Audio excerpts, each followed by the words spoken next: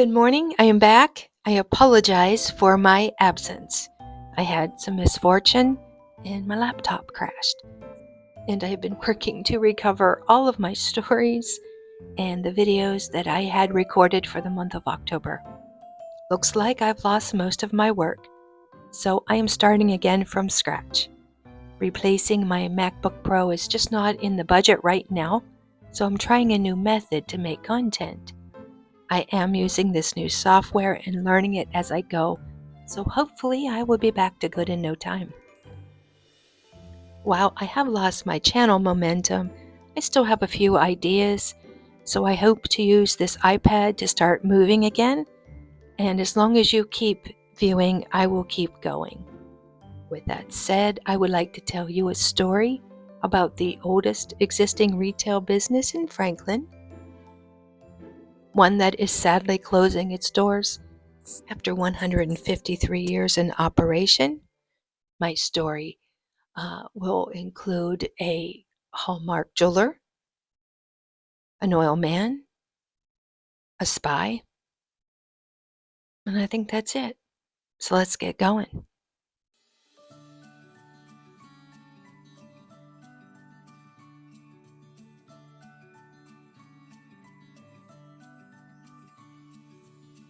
Feldman Jewelers on Liberty Street is closing after the holidays.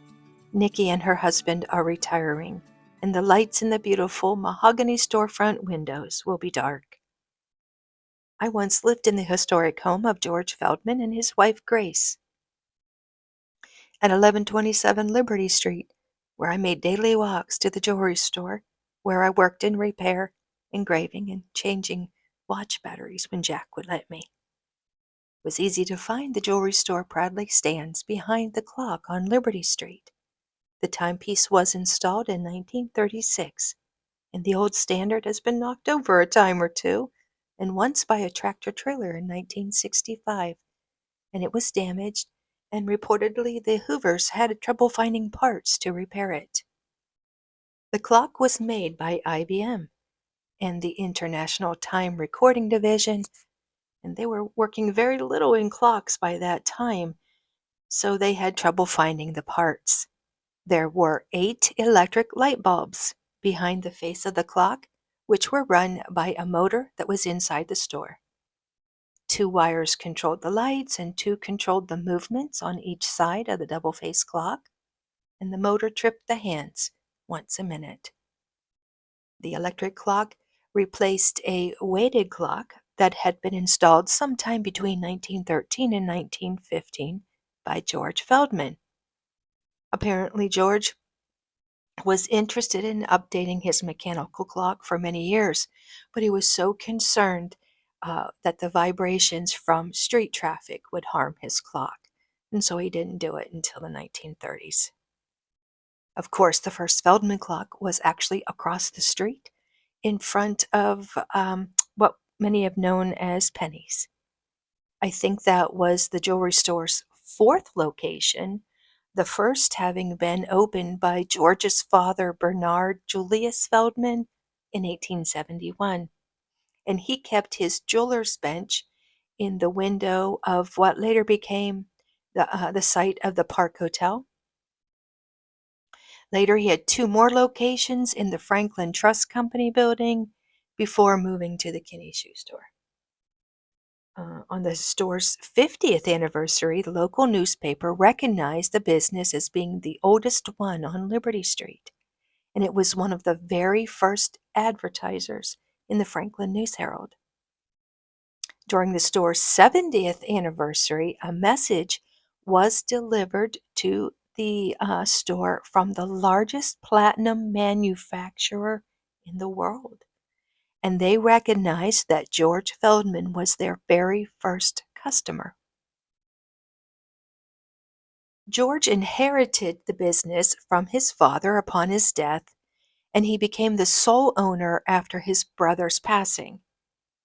George worked at his father's craft and became a Hallmark jeweler, and was recognized by the Hamilton Watch Company on many occasions. And true to his profession and to fine craftsmanship, He set out to manufacture his own watch oil because what was available to him at the time just wasn't good enough. So he and his friend Charles Miller of Galena Oil experimented with different oils to produce a precision instrument oil that would lubricate and protect watches and clocks. And since General Miller had perfected the art of lubricating oil at his oil works over in the Third Ward, it was natural for Feldman to work with Miller to find a watch oil. They chartered the Fulcrum Oil Company in 1912, and they put a patent on the oil uh, because it did not gum up and it didn't rust moving parts. Interesting enough, the expensive watch oil was not made from one drop of Galena oil. The expensive oil was perfected to be a high-grade lubricant, and it didn't contain any acids, and it did not evaporate. In 1918, the Fulcrum Oil Company received a government contract to provide all the instrument oil for all of the nation's airplanes. The oil was used on the tachometers, and apparently every branch of the armed forces of the United States were required to use the oil on their precision instruments and weapons. In addition to this oil being sold all over the world to watchmakers.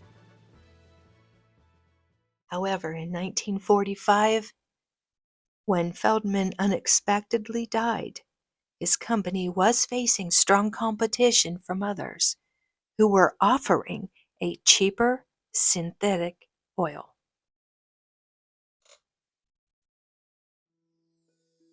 Now left with a jewelry store and an oil business to run, his unmarried daughter, Margaret Feldman, affectionately known as Peg or as Miss Feldman to the students at the high school, she moved home from Washington, D.C., where she had spent the war years working for General William Donovan at the Office of Strategic Services, the OSS, which was the precursor to the CIA.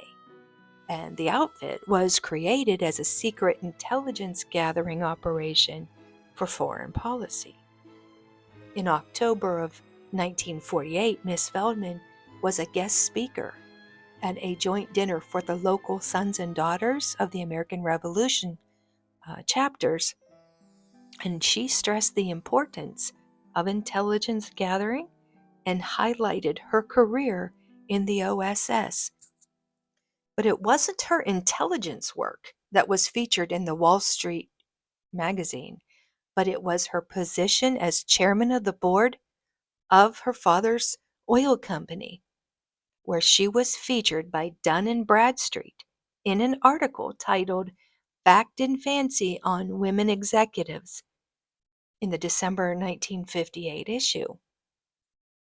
Miss Feldman had sold the jewelry store in 1945 to the longtime employee Arthur Mayer, so she could focus solely on the oil company, and she assumed the presidency and then chairman of the board duties. In 1959, she made a very wise decision to give a bottle of her father's oil to Richard C. Porter, and he was a sportsman from Indiana.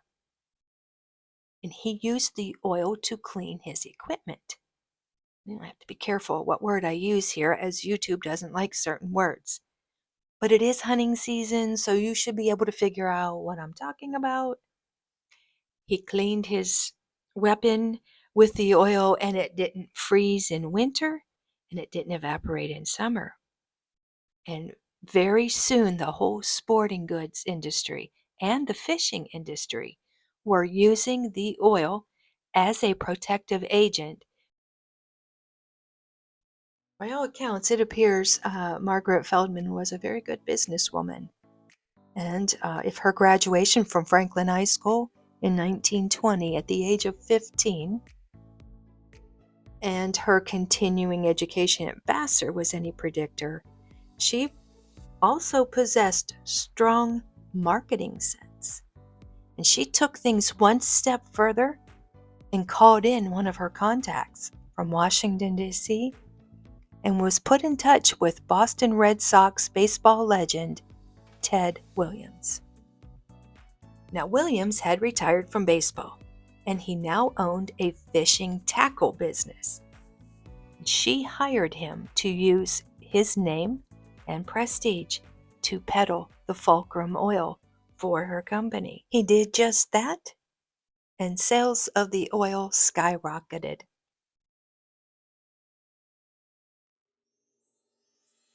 Feldman later sold the oil company in 1960 to a competitor from New York City. Perhaps she wanted to focus on teaching or just no longer interested in the oil business. She once gave a speech at Vassar College when she recalled her time in oil, and she quoted Secretary of State Dean Acheson as follows: "My hindsight is little sore at this point, and never again would I attempt to launch a new product without financial backing equal to that of Standard Oil. But, on the other hand, if we didn't venture, we'd never stir out of the status quo. And who wants to stay status quo?" I'll be back tomorrow with the rest of the story. As always, thank you for watching to the end. And if I can be of any help to any of you in your family research or ancestry to look up a fact or two, please let me know. Comment below or email me, and I will be happy to see what I can do. That's all.